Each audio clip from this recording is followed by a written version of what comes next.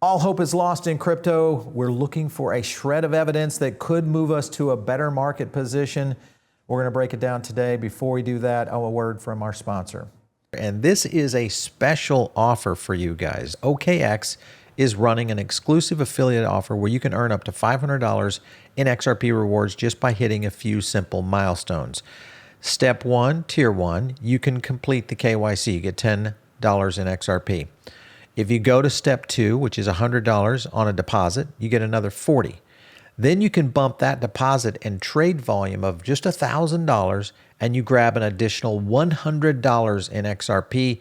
Best of all, for the heavy hitters out there, if you deposit and trade 10 grand, you can unlock a massive $350 XRP reward. This stacks onto all of this. So boom, you get up to $500 max earning, and it's paid directly out in XRP. So click the link down below. You guys are not want to miss this one. It is an awesome one. All right, so let's jump into it today real quickly. I've got Steve Kurz, who's coming in as head of digital assets over at Galaxy Digital. Steve, nice to see you. How are you? It's quite a day to talk about crypto. Doing okay.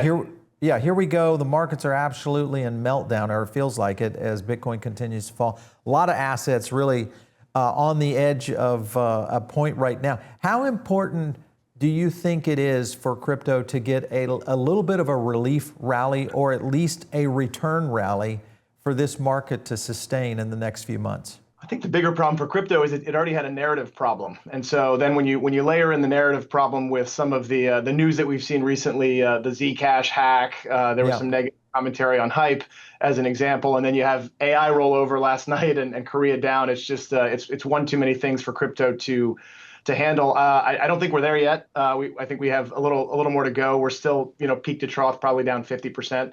Relative to the bear markets previously that have gone maybe 70–80%. So even if you have the relief rallies, you're still in a structural bear market.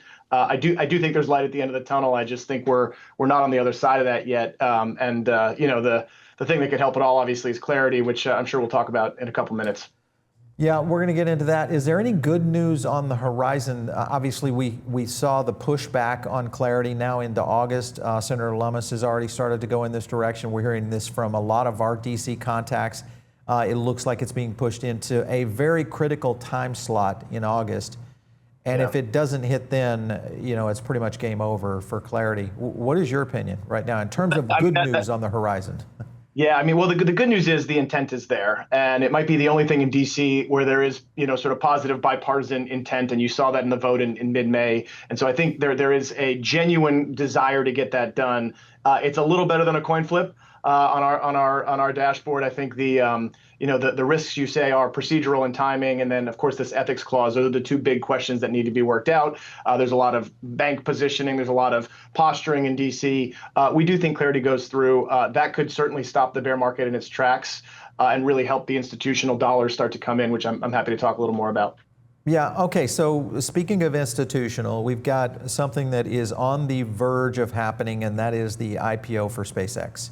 Yeah. SpaceX IPO, I'm looking here at Polymarket, and this is closing above a certain market cap. Right now, it is leaning at around 1.6, really good. But there are numbers now that are heating up around 2 trillion in the market. Do you think this will be bearish for the S&P 500? I mean, it's an untested it's untested territory for anybody. So it's hard to know for sure. Obviously, I do think there's very limited float, and this index inclusion stuff is a big deal. So the idea that you don't have to wait a year the way Galaxy Digital did to be included, and you're automatically faced with this passive buyer base relative to low float does tell you could squeeze through a little bit. I think the broader S&P story is going to be what's going to happen with the follow through on the other big AI names, and frankly, how much liquidity is there to absorb some of that. I do think corporate earnings have been better than expected. The AI narrative's down today, but it's been pretty robust over the last month or so. May was white hot. And then you had interesting jobs numbers this morning that give you confidence, maybe not in the Fed, but certainly confidence in the economy. And so, it doesn't look that bad. We are late cycle. I don't think it's inherently bearish on T0 from the IPO. I do think, we're more close to the end of the cycle than the beginning of the cycle. I'm not sure that SpaceX moment breaks the back of the market, though. Interesting. I like that analysis there because that's a bit of a different spin. A lot of people are really worried about that one. So this is going to be something. But that's the consensus, right? I mean, like, I feel like, and just if it is nearer to the end of the market cycle than the beginning, I don't think it'll happen the way everyone expects it to happen. Right. And just this constant fear mongering around it. I just think there's also liquidity that's locked up, and there's more to play out on that before you have the real wall go the other way. With all of what we're seeing right now, stablecoins will become extremely important as we see a lot of assets moving into stablecoins right now, probably going to be one of the biggest growth sectors now in the next few months. You've got Jeremy Allaire, who is going head on against Mastercard, which of course Mastercard getting ready to launch their stablecoin. I have a clip of that. I want to get your opinion of this. Let's play it. Visa, Mastercard, Stripe, and Coinbase are reportedly partnering on a new stablecoin platform. How do you feel about this? I think I'd say a few things here. I think first, don't believe everything you read in the news. Most importantly, though, is that the track record of consortium coins, the track record of new dollar stablecoins in this space, it's pretty clear what the track record is. None of them have worked. And they've struggled to get any distribution. And any distribution that they've gotten, they've had to pay subsidies. So these are actually money-losing products for those companies that are subscale, not successful. And you look at the data, the significant majority was USDC, the second was USDT, and the third was all these other stablecoins, and all of their transaction volume rounded to zero. And don't believe everything you read in the news. Okay. Right, so Jeremy jumping on them and, of course, kind of cooking them a little bit, saying, hey, this business is a little harder than you think, guys. You're just not going to jump in here and play with the Titans. So what do you think? Are we in for a multi-stablecoin race here? What's up? I think first of all, a lot of respect for Jeremy and the team. I mean, if I were Jeremy, I probably would have some version of that as well. So I understand the perspective. I'm not sure about the don't believe, what you hear. I'm sure there are a lot of consortium conversations that are happening. Mm-hmm. I think there's room for many. I really do. I do understand the winner takes all idea, but at the same time, we're $300 billion in stablecoin total market cap, and we expect that to be $5, $10, $15 trillion in 3 or 4 or 5 years. And there's going to be a lot of different use cases and a lot of different walled gardens and a lot of different, blockchain backends that have different commercial agreements. And so I really don't. I don't believe it's going to be winner take all. No, I don't. And I think that there's enough room, frankly, for both to coexist. How do you think this is going to play out for the banks as they start to launch stablecoins? Do you think they'll have a major portion of the market? I think they'll have a chunk, but I think the banks. What's been interesting about the banks is it's actually more of an infrastructure question, in my opinion. In other words, they started with, maybe we need to have crypto access for our wealth business. Maybe we need to keep an eye on stable coins and have, a play, or we're part of a consortium. And then what we've seen in the last 6 months is a real oh shit moment from banks where they flipped from we're going to check the box on a stable coin and a crypto in a box solution for wealth to this is fundamentally an infrastructure discussion. It's fundamentally something that we, if we're a GSIB or above a certain market cap, cannot afford to not own ourselves. And it's not about one of those verticals. It's about all those verticals. It's about tokenized equities and real world assets and Bitcoin and stable coins and AI and vaults. And your head starts to spin. And so I think the opportunity set that we're seeing for Galaxy is we've built out that infrastructure for our buy side and our sell side. Why don't we go help them do that? And so you're going to see more from us in that regard, including with stablecoin strategy, because you really can't just pick one piece off when it's fundamentally a replatforming and a Rails story, not a stablecoin or Bitcoin or other coin story. Speaking of an oh shit moment for the banks, I've got a clip here to play of Jamie Dimon. Here, take a look. Jamie, you just talked about this $40 billion in capital, and you said that money could be used as an acquisition. We know you can't buy another deposit institution in the United States, right? You're at the limit in terms of deposits. So do you want to buy a tech company? Are you going to buy fintech? What are you thinking about? We look at everything, just to be smarter. We've had on Coinbase CEO a lot, and I know that he wants to be able to pay rewards, and the banks are worried that it's going to mean people are taking money out of their deposit accounts. We're not worried. But is that who you were talking about when you said there's a lot of competition out there? No. I was talking about Revolut and Stripe and Chime and Dave and SoFi and some of these companies, PayPal. But I tell my own people, open your eyes, look what they did, We didn't do it, and in some way we could have. Stablecoins might be among that list. And remember, you have to buy the stablecoin and sell the stablecoin. So the transaction costs on both sides, but even person to person, it could be in anyone's wallet. Second one may be a sex trafficker. It'll be a huge problem. So are you happy with the way the Clarity Act is turning out? No, because it allows them to effectively pay interest on deposits. So no, the banks will not accept it that way. I'm not worried about stablecoin, but if it happened, I'm telling you, I would have nothing to do with it, and it would eventually blow up on its own. Well, the markup is coming. I mean, what are you going to do about it? It is. We'll fight it. No one's going to bow down to this guy, okay, or that company. Okay? He said he's representing the whole industry. He's full of shit. Well, we're going to watch that one. Yeah. Wow. I think we are going to watch that one. It's getting a little heated there with Dimon and, of course, Mr. Armstrong over Coinbase. Do you think J.P. Morgan buys a crypto company? I mean, he's talking about $40 billion. I think Jamie Dimon's more sophisticated than he lets on, and that sometimes people give him credit for. And I think the way, if you go back many years, not just from that comment, you can really piece together a thoughtful strategy of what's actually being built behind closed doors with very smart people at J.P. Morgan, and then some of the public sparring. And so I think he's obviously world class at that. I would be very surprised if J.P. Morgan and others didn't buy crypto companies.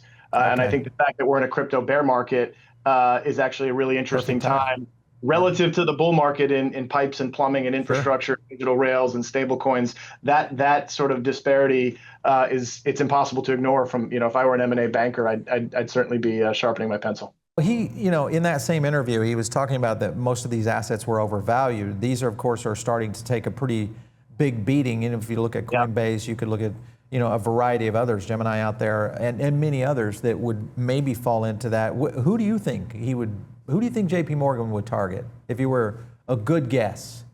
I think that they're business. He said it right there. He said, look at the buying and the selling of the stable coins. He a bunch of fintechs. Look, we think there's a great convergence. We think that anyone who's focused in infrastructure, whether that's staking, whether that's wallet infrastructure, whether that's custody, whether that's trading, I mean, those are all adjacencies that, forget Bitcoin again. Someone who needs to transact in the on-chain world or in DeFi is going to need that tooling. They're going to need to operationalize 24/7. They're going to need to be better on the payment side, which is what Jamie alluded to in that commentary. And there's plenty of companies that fit that bill.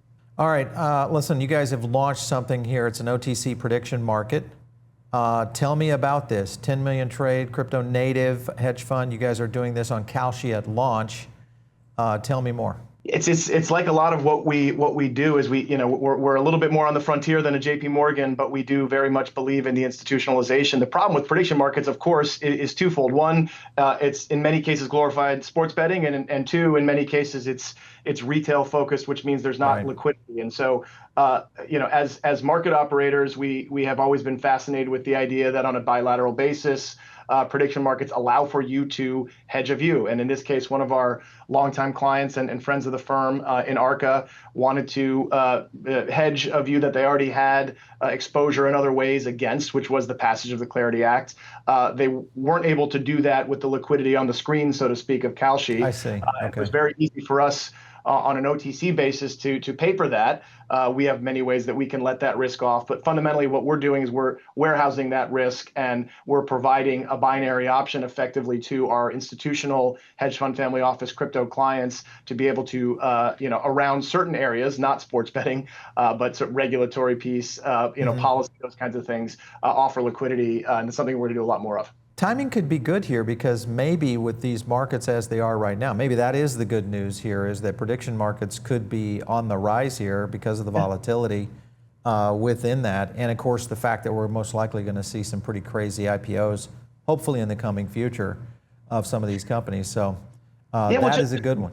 Yeah, just to be a little bit more positive, because I think when we look at crypto in isolation, and certainly crypto has underperformed, so I'm not being sort of Pollyannish about the space, but I do think that this great convergence theme that we've invested in and talked about in our business is going to be fundamentally positive for crypto. The growth of the on-chain economy is probably not coming from Bitcoin demand right now, but it will be coming from the banks building the architecture, the stablecoin use going up. That's reflexively good for crypto. That's good for Bitcoin. That's good for Hyperliquid. You're seeing Hyperliquid equally allowing for perps, including for hedging purposes around oil and SpaceX. And so again, that convergence is gonna drive some flywheels that are both on-chain and off-chain, and that will be good for the market cap of core crypto. It's not going to happen overnight.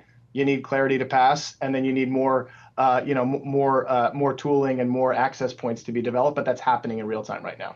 All right, we are going to go to I agree with you there, but we're going to go to our lightning round. This is our fun question and answer that we put everybody, kind of grill everybody. Okay. But the question is, to lead off here with, is closing your laptop until Congress passes clarity. Do you agree or disagree? I agree. Yeah, all right. So you're on the side of clarity is pretty much crypto right now. Agree. Yeah. That was agree. Yeah, there you go. Get you in the right. Crypto industry companies were ridiculously naive to think that banks were afraid of not passing clarity, that they weren't going to put this much pressure on it. I think that's true. Yeah, I think that's true. Okay, a little bit naive on that. I'm in agreement there. Here we go. Clarity fails means JP Morgan gets to buy crypto companies at about a 50% discount. What do you think, Troy? I actually don't agree with that. I think JP Morgan is going to ultimately get the clarity. They're going to try to get the clarity they want, not say no to all of clarity. But we'll see. That's a good point. Do you think they have a chance between now and August to do that? I mean, here we're talking about really just a month and a half. I think with this DC, anything can happen. I agree. The reconciliation is going to force there's going to be a straitjacket around what's possible, but there are still things that can be impacted. Yeah. So I don't think it's totally over. No, the jostling. Clarity passes the Senate by August. Do you think that's going to happen? I'm a yes. Yeah, it's a close one. Okay. So you're all in on yes. I am fast becoming a skeptic again. I was not a skeptic, then I was a skeptic again, and I feel a little bit unusual because I'm seeing this just constant whipsaw coming out of DC. It's just a constant whipsaw. And it doesn't seem like it's like on any other topic except clarity. I'm with you. Yeah. I mean, again, the only thing that gives me confidence is just the intent is there. The chaos is the chaos, but there is still intent. And so maybe that's nice, but that's what I'm hanging my hat on. All right, here we go. On the bright side, the market collapse can only be positive for stablecoin adoption.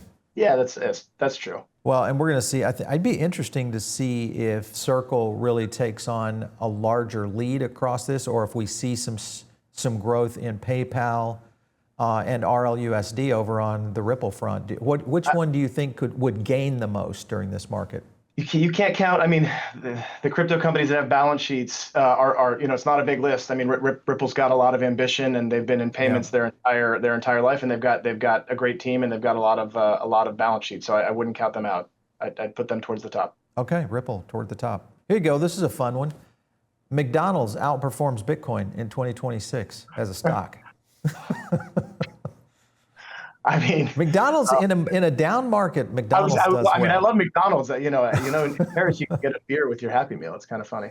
I would unfortunately agree. Oh wow. Okay. Unfortunately, in 2026, I'm with you on that one. Okay. The big arches. AI breaks another big L1 in the next 6 months. Oh, I really hope not. That's a hard. I mean,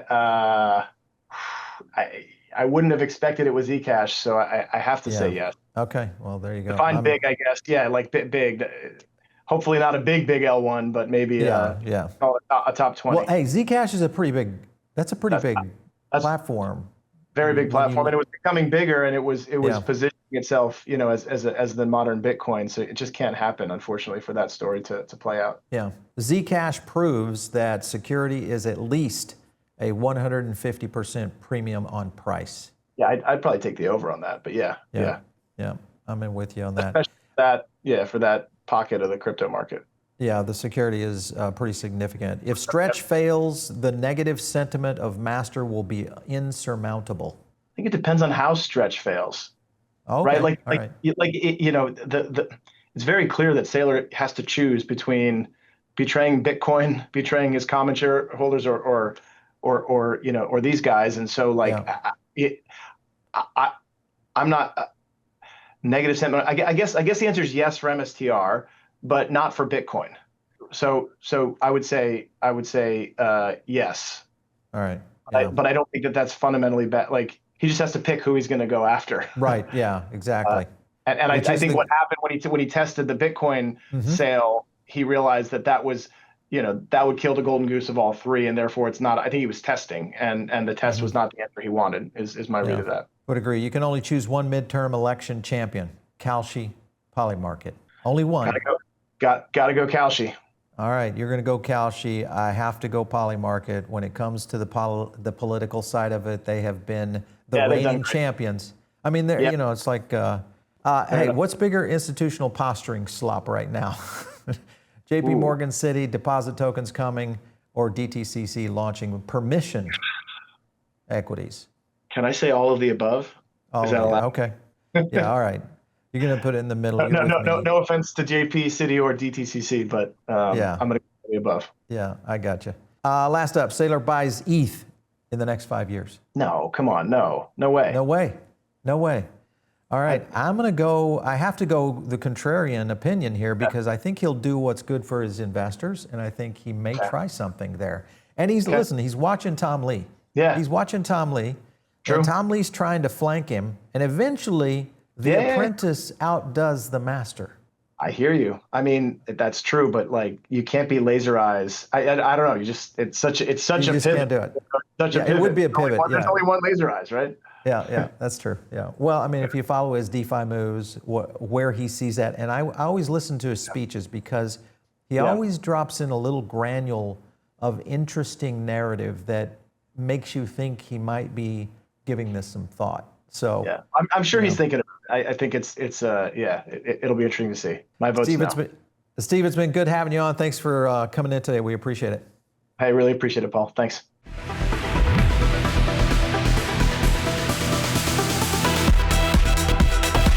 If you like this video, hit like and subscribe, drop a comment down below, and also join our free private member group.